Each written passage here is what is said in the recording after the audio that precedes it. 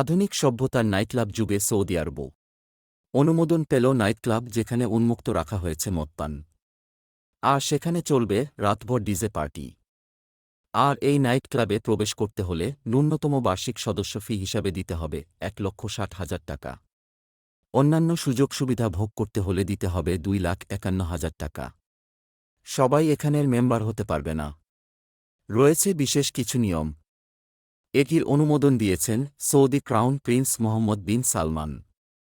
এর আগেও তিনি সিনেমা হল তৈরি, বিশ্ব সুন্দরী প্রতিযোগিতায় সৌদি মেয়েদের অংশগ্রহণ, সুইমিং পুলে নারী মডেলদের দিয়ে র্যাপিং সহ নানা সুন্নাহবিরোধী কাজের অনুমোদন দিয়েছেন।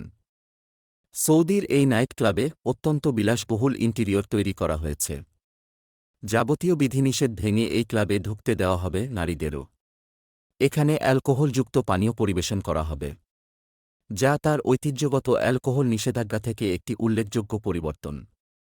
যদিও এই চ্যালেঞ্জ হজের মৌসুমের সঙ্গে মিলে যায়। প্রসঙ্গত, সৌদি আরবে ১৯৫০ সাল থেকে অ্যালকোহল ব্যবহার নিষিদ্ধ করা হয়েছে।